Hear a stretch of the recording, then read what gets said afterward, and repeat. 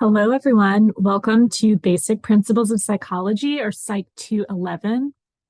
This is a 3 credit hour course taught during Term A of summer. This course will run from May 6th to June 20th. My name is Emily, and I have my email address listed here. I do not have an office location on campus because I'm adjunct professor, so that means I'm here part-time and I mostly teach online. However, I'm more than happy to meet for office hours. Just shoot me an email and we could set up a time to chat and use this Zoom link to meet virtually. This course is self-scheduled, which means it requires a lot of self-motivation and self-discipline. And like other online courses, and I'm sure you're already aware of this if you're watching this video, you'll access the course through Blackboard.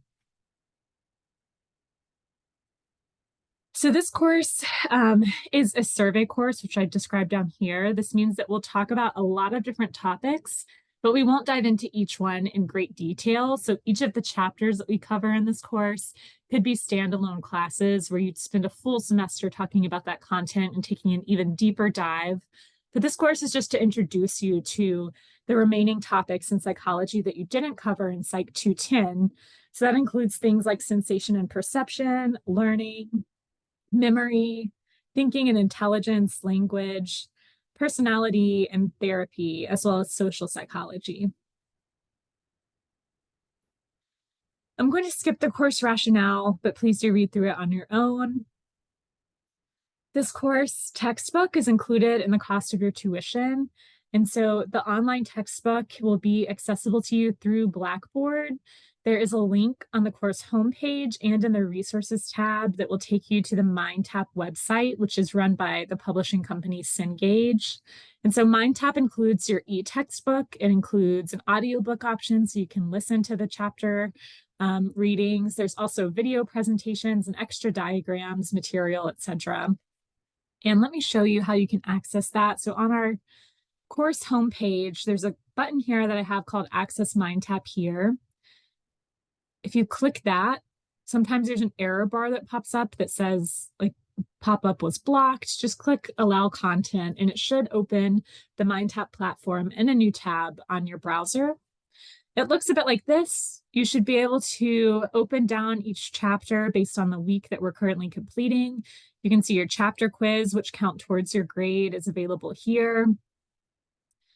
Also within each module, you can click into the readings. There's other diagrams available to you. And there's also even little practice quizzes that don't count towards your grade, but help you support your study or support your studying, help you master that content a little bit stronger.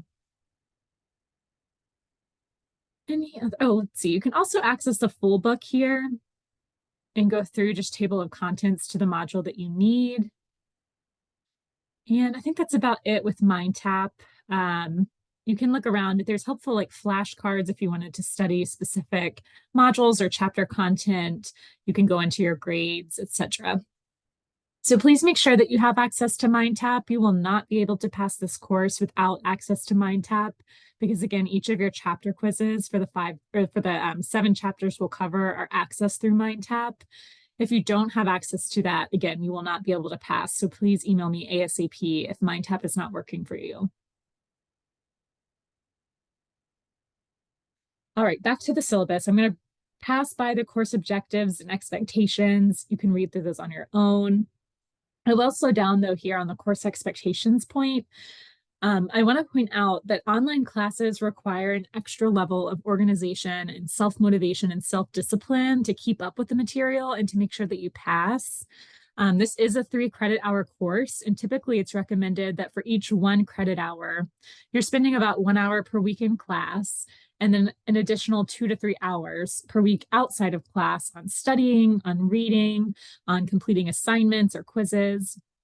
And so that means that for a 3 credit hour online class where we're not meeting in class, when we're only focusing on that amount of time you would spend outside of class, it's expected that you would spend about 6 to 9 hours per week on this course specifically. And so if at any point in the semester you feel dissatisfied with your grade or you feel like you're struggling or falling behind, please refer to this section and make sure that you're spending enough time to actually perform well in the course. It's also important that throughout the 6 weeks of this mini semester, you have reliable access to a computer with internet. It's important that you're familiar with how to use technology and familiar with Blackboard. My first course announcement has a link for like an introductory to Blackboard if you're less familiar with it. And I also want to point out that mobile devices like smartphones or iPads are convenient and can be utilized for a lot of the course functions, like watching lecture videos or reading the textbook, for example. But they shouldn't be your primary device for completing this online work. You should have a laptop or access to a desktop computer in order to actually perform well in this course. This goes without saying, but I expect that you'll complete all work independently. All of the activities in this class can be completed open book, meaning you can use your textbook, you can use your notes, you can use the lecture slides. However, your work on your graded activities, including the exams and assignments, should be your own.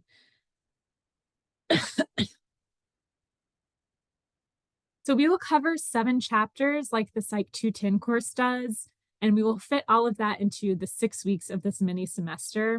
That means we'll do about 1 chapter per week, with the exception of the final week where we'll cover the last 2 chapters. Each chapter has a quiz assigned with it, and each week has an authentic assessment assignment you're responsible for completing. I do upload lecture videos for each of the chapters we cover, and you have access to the full chapter in MindTap, so you can read that material too. Like we talked about, 6 to 9 hours per week are expected to be spent on this course if you actually want to be successful, though the amount of time is going to vary person to person. That's why it's a range from 6 to 9. So nonetheless, I really recommend starting on work early each week to make sure that you have the full amount of time you need to get things done well prior to their deadlines. So in this section, I list out the types of activities that I require in this course. Starting off with the syllabus quiz, this will be due at the end of this week. The idea of the syllabus quiz is to make sure that you have incentive or motivation to actually read through the syllabus and familiarize yourself with course policies and grading and deadlines and assignments that you're responsible for. 6 weeks is going to fly by quickly, and you can easily fall behind if you miss like 1 week worth of assignments and quizzes. That will make it harder to catch back up and maybe get the grade you're hoping for. So anyways, the syllabus quiz, only 10 items, multiple choice. You can refer to the syllabus while you complete it. But again, the goal is to get you familiar with the important course policies this semester. There are also MindTap chapter quizzes that we've talked about already. So each of the chapters we cover, you'll have a quiz on that chapter. There are 20 items. They're open book and untimed, meaning you can take as much time as you need and you can look back through the textbook or the lecture or the slides. And all of the quizzes and authentic assessment assignments, which we'll talk about in a moment, are due at 11:59 p.m. on Sundays. So the authentic assessment assignments, these are writing assignments, written assignments that correspond to course material that we covered that week. There's 1 each week, so 6 total. The specifics of each assignment is going to vary, but they'll generally be designed to help you meaningfully apply the material to real-world situations or tasks or skills. There's a full description available for each assignment that's posted on Blackboard. I believe you already have access to all 6 of those. And you can use your textbook, your notes when completing these assignments. And sometimes you'll be even required to find your own references or resources online. A really important point is that these assignments need to be submitted in Word documents or PDF or text box entry. If you submit a Pages file, I cannot open that and Blackboard cannot process it, so I cannot grade Pages files. Your authentic assessment assignments, like the quizzes, are due at 11:59 p.m. on Sundays.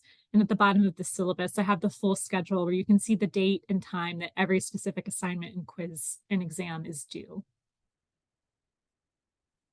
Moving on down to the exams, we have 2 exams in this course, a midterm and final. The final is not cumulative, meaning that it will only cover material post-midterm. So the midterm covers the first 3 weeks, the final covers the last 3 weeks. Each test is completed on Blackboard. No need for lockdown browser. They're open book, open notes. They're 50 multiple choice questions, and you have 1.5 hours to complete each test. You can access the tests at least a week prior to their due date. So if they're due at 11:59 on next Sunday, then this past Sunday it would have been available to you at 11:59 p.m. I have the grading system outlined here. You can see exactly what percentage each of these assignments is worth in your final grade. Note that each exam is worth 20%, while the collective of your 6 authentic assessment assignments is worth 30% of your final grade. In total, when we count up all of the assignments that are due and the point values of each of those, there are 500 points available in this course. And so that means that at any point you can calculate your final grade by dividing the number of points you've earned in Blackboard by 500. So for example, if Blackboard says my total point value is 350, I could divide that by the total points available, or 500 points, and I would have a 70 or a C minus. The point breakdown is not negotiable, so the points that you earn are the points that you earn. I don't offer extra credit for online courses. Because you have a full week at minimum to complete each assignment, there's less excuse for like a late submission or for just not submitting things and then needing extra credit at the end of the semester. So I am strict about this point breakdown.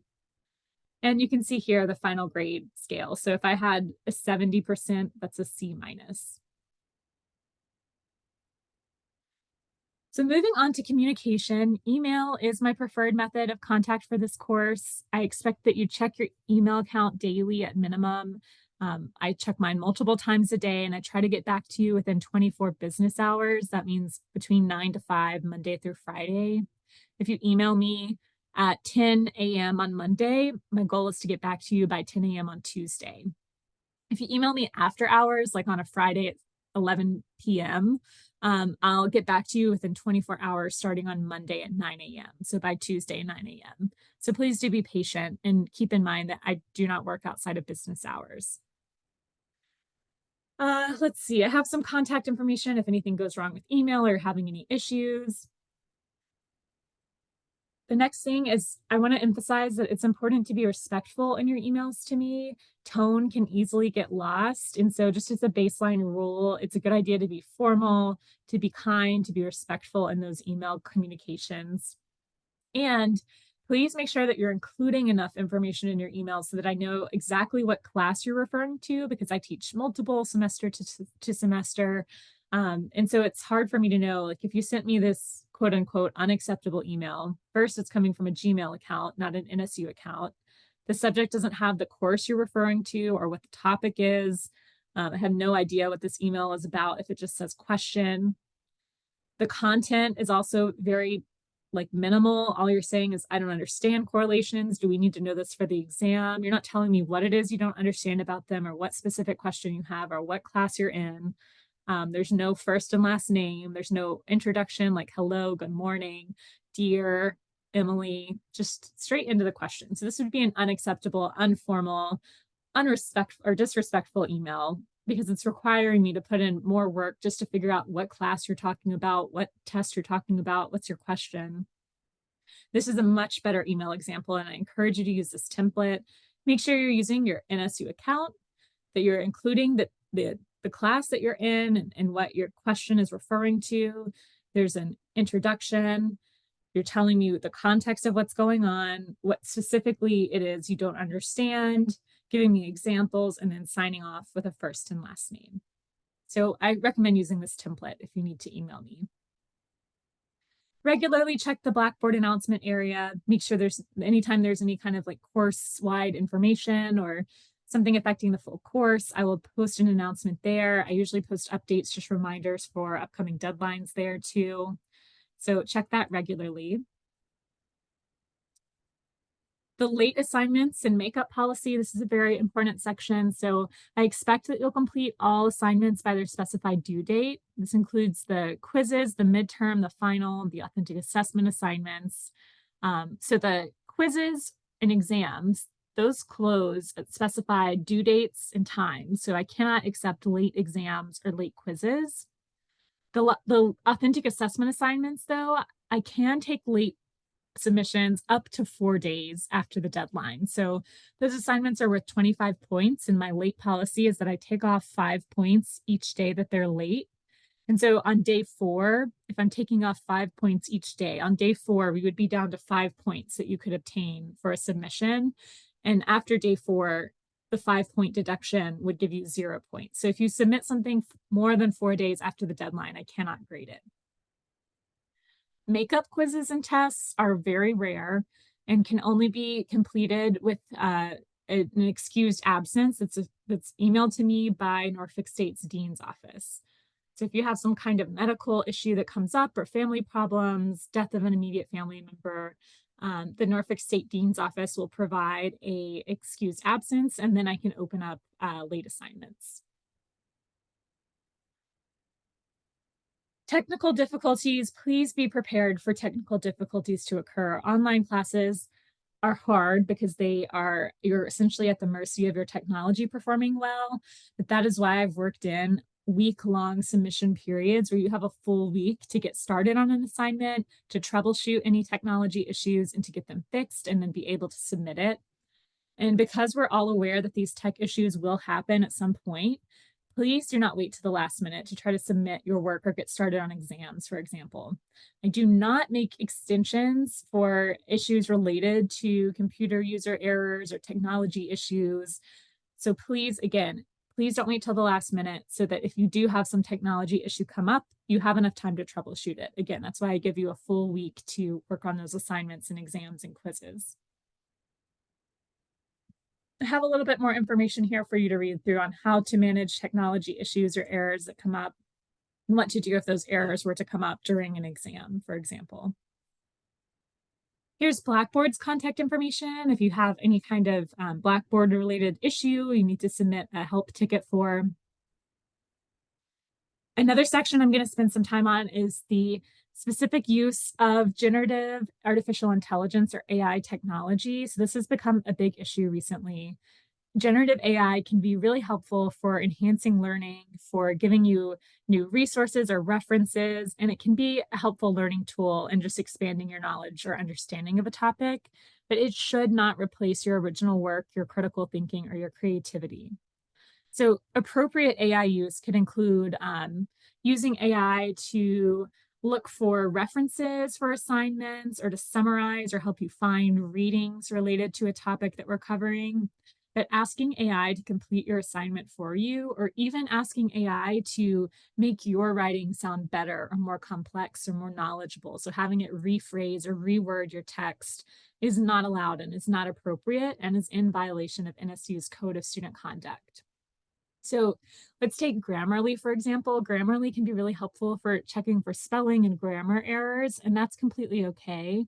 But when you start using like the generative AI component of Grammarly to accept recommendations on rewriting this full sentence or this full section, that's not okay. We need to see that what is submitted is in your own words.